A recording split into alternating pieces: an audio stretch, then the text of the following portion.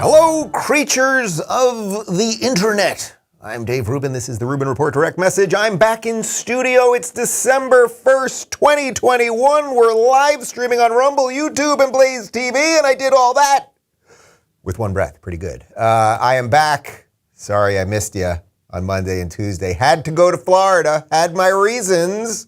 You know what I mean? I was doing business in Florida. Had some things to do. And if you don't believe that I was in the great state of Florida, Connor, can we pull up the image that will prove it? That is me. That is my hand. And I am drinking a venti iced coffee from Starbucks. Now, before I get attacked, why are you supporting Starbucks? Why didn't you support one of the many Cuban coffee places? I had a lot of Cuban coffee. I think that place in called Havana Coffee or something in Wynwood, amazing coffee. But this was just an emergency coffee in the morning near the hotel. It was a Starbucks inside a Target. That's the way they do it over there in Florida. It's fantastic. So you can get a coffee and you can get like gift wrap and a pen and diapers and whatever you want all at once. Back to the image, please. We still got the image up over there. Okay. The reason I'm showing you that as proof that I was in Florida is, as you can see, that is a plastic straw. That's right, people. Plastic straws still are out there. They have not been banned completely. And I drank that iced coffee over the course of about an hour. I sipped, I enjoyed, I walked down the street, loved every second of it. It did not sort of crumble and it did not get a little papery in the mouth. I was able to drink the iced coffee as long as I wanted. And can we pull up the image one more time? There was a little confusion because I posted this image on the locals community and on Twitter. And people were noting that the name on the cup is Gabe. And a lot of people were asking, well, who's this Gabe fella, Dave? Were you with someone named Gabe? Who is Gabe? What is this all about? And I just want to be clear that that is my cup. I don't want the conspiracy theorists, you know what I mean? This is where the internet and the conspiracy theorists, you can go down many rabbit holes on the internet. I just want to be very clear. I said Dave, and apparently the guy heard Gabe. So I think you can understand how that would be possible. He said, what's your name, sir? Dave. Gabe, you know? So just to be clear. Anyway, I was in Florida. It was amazing. I'll give you a little hint about Florida. We are opening a local studio. As you guys know, we moved the company down to Miami. Now we are opening a studio. So content creators will be able to do podcasts and video shows and all sorts of stuff. We checked out the studio space. It's awesome. We're going to design the whole thing. And I think maybe some other reasons. I had my reasons. I don't have to tell you everything. Like, who are you? You know what I mean? Maybe some more stuff will be announced pretty soon. I don't know. Anything's possible. Guys, we got 4 stories for you today. This Cuomo guy, you know, this Chris Cuomo over on the Clown Network, that is CNN.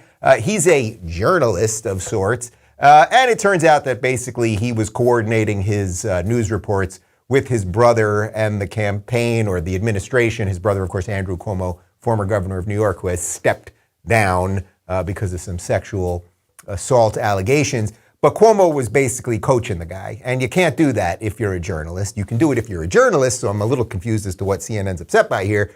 But he is temporarily suspended. Will he have a comeback like Jeffrey Toobin, who masturbated on a Zoom call? We'll find out. Oh, you can't say masturbated on? Damn, demonetized already. Sorry, Chris. That's story number 1. Story number 2, you guys know my feelings. I'm not doing any more just like the general obsessive, depressing COVID stuff. But I will call out these ridiculously evil, awful politicians when they flaunt their own rules right in front of us. Nancy Pelosi, of course, at a big event in D.C. Over the last couple of days, unmasked in a huge crowd. And Gavin Newsom, who's the biggest douchebag in America. We should have had an image of a large douchebag. I'm honestly not sure what a douchebag looks like, truly. I don't want people Googling it right now. But he's a horrible, horrible person. He's the governor of California. He announced about 2 weeks ago that he's extending his emergency powers, much like Emperor Palpatine in Revenge of the Sith. And then, of course, he went on vacation to Cabo, Mexico, where he was maskless with his family in a $29,000 a night villa. And by reports, he spent over $200,000 on this vacation. So we'll get into that. He is a giant giant douchebag. Then on this channel, CNBC, which is NBC's business channel, they've got this guy, Jim Cramer. He's always yelling at the camera and, really just sort of like over the top, whatever. I'm sort of indifferent to him altogether. But he went on a crazy, possibly drunken rampage about anti-vaxxed people yesterday, and it just sort of unmasked like what lies beneath all of these people who pretend they're so tolerant. Really just bananas. And then the White House has some new COVID policy, which I'm just going to mock relentlessly. Anyway, I'm in a great mood. I'm glad to be here. Got a little Florida sunshine. Here we go. So yes, Chris Cuomo, the brother of disgraced governor from New York, Andrew Cuomo, he has been suspended by CNN. Not that anyone's watching CNN, but I still felt it would be kind of fun to do this story. We've got some info here from the Daily Wire. CNN suspended host Chris Cuomo on Tuesday over new details that were revealed this week about the amount of help that he allegedly provided to his brother while his brother was the Democrat governor of New York and facing accusations of sexual misconduct. The New York Times reported that while Chris Cuomo had apologized for advising his brother, quote, thousands of pages of new evidence released on Monday by the New York Attorney General Letitia James revealed that the anchor's role had been more intimate and involved than previously known, end quote. In a statement, CNN said the documents which we were not privy to before their public release raised serious questions. When Chris admitted to us that he had offered advice to his brother's staff, he broke our rules, and we acknowledge that publicly. But we also appreciated the unique position he was in and understood his need to put family first and jobs second. However, these documents point to a greater level of involvement in his brother's efforts than we previously knew. As a result, we have suspended Chris indefinitely, pending further evaluation. So we've got a little more from Yahoo, but before I get to that, actually, let's just sort of unpack where we're at with this thing. So as you all know, Andrew Cuomo had all of these allegations of sexual assault sort of just popping up every couple of days. And you may remember, if you were watching this show, that I kept saying all along that allegations are just allegations, and until there's proof, until there's sort of critical mass, until he admits something or someone has a photo or something like that, we should treat it as such. I don't like Andrew Cuomo. I think he was a bad governor. I think he did some horrific things related to COVID while the media was cheering him along the entire time. But, we don't all want to just be taken out by allegations. So you have to be careful, right? Like you have to be careful where you point, because if it's not true and you're pointing over there, well, eventually it's probably going to come for you. Now, the idea here that CNN cares sort of what Chris Cuomo does journalistically is kind of interesting to me, because they pretend that he's a journalist, and he's not a journalist. A journalist would be out in the field, fact-finding, honestly analyzing information and presenting it in an unbiased fashion to the people. Chris Cuomo is a guy who sits at a desk and basically tells you his opinion while pretending he's not telling you his opinion. Now, you might be looking at me and going, Dave, but what do you mean? You're a guy sitting at a desk and you're telling us your opinion. Yes, and I'm telling you my opinion, right? We're doing this, man, and it's all good. I'm not pretending to be something I'm not. But if you don't think that Chris Cuomo is obviously a Democrat and a liberal and someone that is in cahoots with that side of the aisle while pretending to be impartial, then I'm just not sure what to tell you. And by the way, that goes for Don Lemon, that goes for Wolf Blitzer, that goes for Jake Tapper, that goes for Jim Acosta.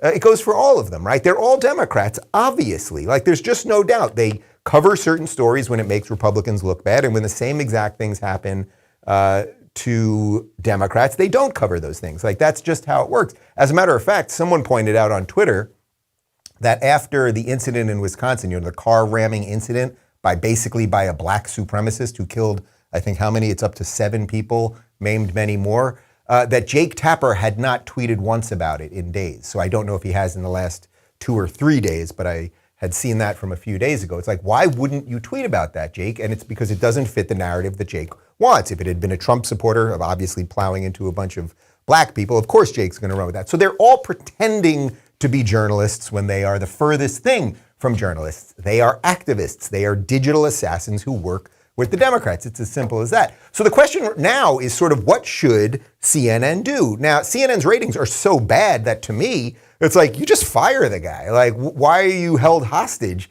with this guy. Get rid of him, hire somebody else, get your diversity and inclusion and equity team, find a trans, able or disabled lesbian, the lazy eye, maybe a midget, the whole thing, and put them on air, and most likely you'll get better rating. I'd watch that show, honestly. I would watch that show. But the ratings have been pretty terrible for Chris Cuomo for a while. So it's like, why would he have the white privilege? That would be white privilege, right? If he came back, if they brought him back. It's like Tubin masturbated on a Zoom call with, his employees, right? He wasn't on air, but he was on a Zoom call with other coworkers, and they brought him back. It's like, well, that seems like white privilege too. Why not hire someone else? Like, what is it that these people have that is so great that, sorry, you can't show your penis to your coworkers. Guys, I want to be very clear about that, okay? You can't do it, okay? So it's like, why do these people get to come back? So for a little bit on the numbers of Chris Cuomo, this is from Yahoo just a couple weeks ago. In total, Chris Cuomo's 9 p.m. Eastern program pulled in 684,000 total average viewers last week. For comparison, the 9 p.m. Fox News rival Sean Hannity pulled in an average of 3.486 million viewers. So the point is, not a lot of people are watching these shows. I actually think Cuomo might be the highest rated guy on CNN, but their numbers are still terrible. I mean, 684,000 people. Our clip of me talking about Joy Behar last week has something like 700,000 views. I got two guys in here. We're having Shake Shack for lunch, by the way, guys. So I'm not saying I don't have a staff that's working hard and everything else, but these people have huge budgets. They have a gajillion people that work for them, and they're just peddling nonsense. So I guess at the end of the day, I don't really care whether he comes or goes, because I don't think you should be watching him anyway. But it is sort of interesting just watching the kind of machinations of how a giant corporation has to deal with their own nonsense as it becomes public, in essence. Guys, before we get to story number 2, I want to talk to you about Raycon, because I don't know if you know this, but the holidays are officially here. And if you're like me and if you prefer chilling at home with family to the chaos of hitting the stores for the latest sales, then you probably prefer doing your holiday shopping online. I don't leave the house. So today you can save big on a gift your loved ones will use every day: Raycon wireless earbuds. Whether I'm listening to them while I'm doing my daily cardio or I have them with me on the plane when I'm flying to an event, I like to keep my Raycons close. With seamless Bluetooth pairing and a comfortable noise-isolating fit, you too can start listening right away and keep listening for hours. The audio quality is amazing, comparable to what you get from other premium brands, except Raycon starts at half the price. The new everyday earbuds come with 3 new sound profiles to make sure everything you're listening to sounds its best with just the right amount of bass. Set them to balance mode when you're catching up on episodes of the Rubin Report. Raycon offers 8 hours of playtime and a 32-hour battery life. There's also a built-in mic, and you can take calls on your earbuds at the press of a button. So this holiday season, give your loved ones a gift they can use every day for calls or music, for work or play, at home or on the go. Go to buyraycon.com/Rubin today to unlock exclusive deals for up to 30% off your Raycon order.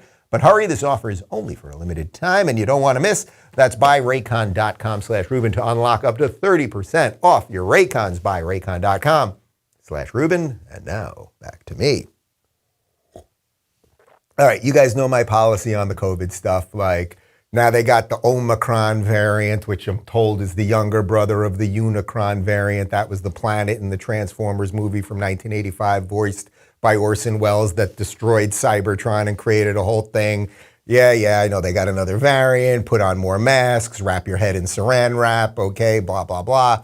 I'm kind of over the COVID thing. I was just in Florida. Nobody has COVID. Everyone's happy. We went to a restaurant. Guys, if I'm lying right now, I want you to yell something. We went to a restaurant. Did people smile? People were smiling. Literally, the waitress smiled. It was incredible. I had not seen the lower half of anyone's face in a while. I freaked out for a second. Just realized she was smiling at me. It was amazing.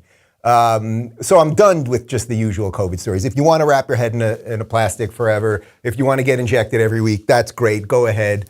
Fantastic. More power to you. But I will call out the hypocrisy of these ridiculous evil. They are evil at this point, politicians who are demanding that we inject our children with things and keep young people in masks and all of this nonsense and all of the bullshit that we all know, while they don't do it themselves. So here's Nancy Pelosi at an event in D.C. And Nancy, where's your mask, Nancy? You're in a closed airspace room with other people. you're ancient, lady. Like, you got to keep that mask on unless, wait, could it be that you don't even believe that there's a problem and you're just a bullshit artist who wants to control your constituents and everyone else in America? Could that possibly it? All right, so that's just one image of old Nancy. I don't really care about her. But Gavin Newsom, who is a horrible, horrible human being, he just is. He is an evil Disney cartoon character villain. I don't like him very much,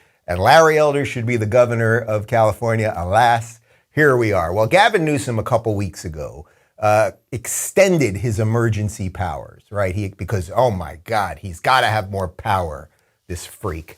Well, what did he do? He extended his emergency powers, and then he went on vacation to Cabo San Lucas in Mexico. And I think we've got some info on this. This is from the California Globe. The Globe has received several photos and a now removed tweet from sources who were in Cabo San Lucas in the Mexican state of Baja California Sur over Thanksgiving at the time California Governor Gavin Newsom and his family vacationed.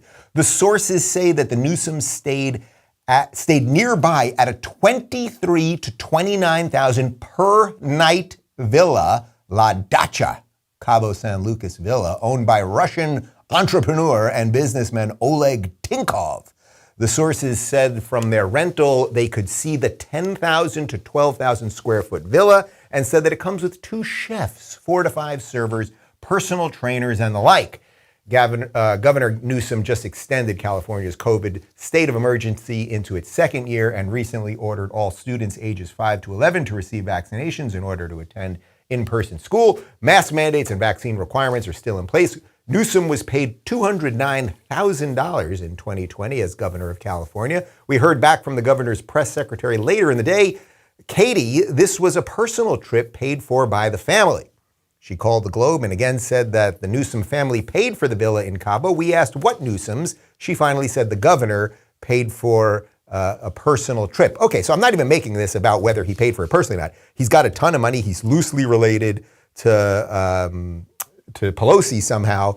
I don't know how he's made all his money. Like, these people have obscene amounts of money. Like, I have no doubt that it's all a freaking Ponzi scheme and God knows what they're pulling. But I'll assume he didn't do this on the state dime. But the fact that he's basically staying for several nights at a $30,000 villa in Cabo after saying that this place, California, should remain in a state of emergency. Like, he's a hypocrite, he's a liar, he's evil. We should do a little choose your own adventure for the show today. Whatever adjective you want for this douchebag, you just put it in there. He's just awful. Like, the amount of money, but to extend, like, if you really believed it was a state of emergency, Gav, wouldn't you be here doing emergency stuff? You wouldn't be going to Cabo, okay? I've been to Cabo. It's pretty good. It is pretty good. But I never stayed at a $30,000 a night thing. That would be nice. That would really be great. Anyway, there were some pictures of him doing this. It sounds like that the cost of the thing for the family was at least $203,000, if not more. I have no doubt they didn't wear masks, but all their servants, of course, wore masks. That's how it works. And this is the same guy who, of course, as you know, went to French Laundry, one of the most expensive restaurants in the United States at the height of the pandemic with a bunch of lobbyists, and he didn't wear a mask, and they spent, I think, 10 or 12 grand on booze. I mean, he's just absolutely horrible. And, these guys should just have nothing to do with your life. Their decisions should have nothing to do with your life. Go live your life and be happy, people. All right, CNBC, which is a financial news network on the television. They've got this Jim Cramer guy, and you know Jim Cramer, even if you're not a CNBC guy. He's this bald guy. He's always screaming at the television and, ranting, and he gets close to the camera and he gets further and he's this way and that way. The guy's a real piece of work. I'm sort of indifferent to him. I don't really care about the markets in that way. It's not really my thing. But he went on this is a completely unhinged COVID rant. And you tell me if he's on drugs or drunk. I mean, something ain't right here. Lord knows what happened if you didn't partake. But back then, anyone who refused to get vaccinated would get ratted out immediately because we knew that person could hurt other people. The commonweal was a commonweal. Now we're engaged in a similar struggle with COVID, and Eisenhower would be aghast. We have immunocompromised people who are incubators for every variant to come, walking around lawfully unvaccinated? That's psychotic. We have companies that have tried hard to get people vaccinated and now backing down. We have governors who want to be president by grandstanding on a foolish states' right issue, the right to get sick, get other people sick. So it's time to admit that we have to go to war against COVID. Require vaccination universally. Have the military run it. If you don't want to get vaccinated, you better be ready to prove your conscientious objector status in court. And even then, you need to help in the war effort by staying home until we finally beat this thing. All right, he's just a random lunatic, like just some ranting, raving nutbag, but a couple points there. First off, this idea that the unvaccinated are hurting vaccinated people. Well, if the vaccines worked as promised, then if you were unvaccinated, you'd be making a choice for yourself, but you wouldn't be able to infect a vaccinated person because the vaccine, by definition, would be stopping transmission of the virus. Now, we know that that's not true. By the way, LeBron James, who has been vaccinated for quite some time, and he's a big vax guy, and he loves China, and he's a good U.S. citizen because he does whatever is politically correct, he has COVID now. Okay, so obviously the vaccines don't work as promised. You all know that, which is why they're doing 87 boosters. And again, wrap your head in saran wrap. I'm not a big into the markets guy, but I should invest in saran wrap. Let's get some saran wrap. I don't know, are they publicly traded? Is that a thing? Then Cramer, who is a money guy, right? He's a markets guy, a financial guy.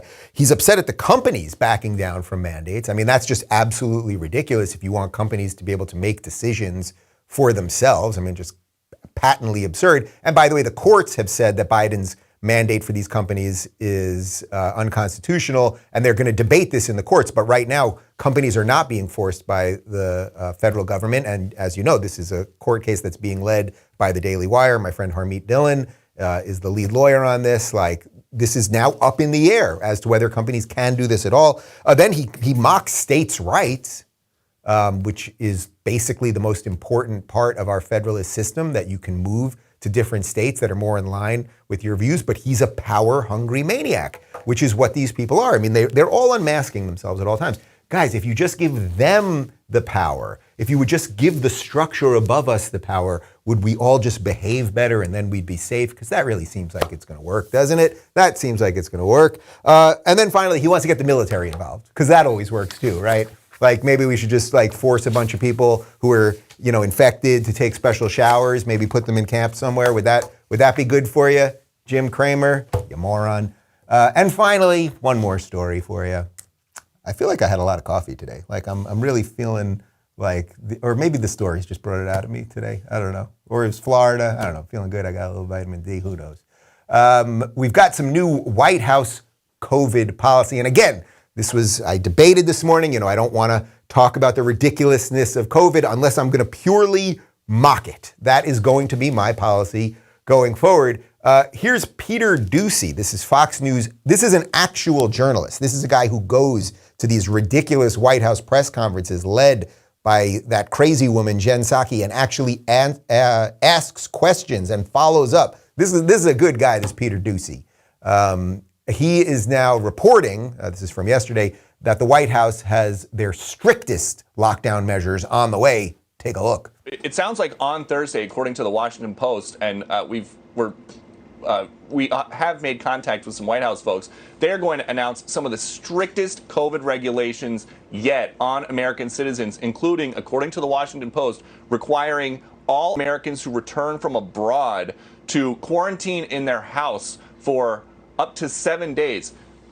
If that is something that they're going to propose in this speech on Thursday, there are a lot of questions. How do you enforce that? Do you send somebody to the door of somebody that just came back from overseas, regardless of vaccination status or testing status, to make sure that they are home? And also, does that apply to everybody coming into the country, not just folks who come and document it at an airport, but also the undocumented? Okay, so that was Peter Doocy yesterday. Now, it sounds like some of the measures that they plan on bringing in are being leaked right now, but I don't want to go too far on that just yet because, as he said, they're going to supposedly announce this stuff on Thursday. So if by showtime tomorrow they've announced it, obviously we'll talk about that then.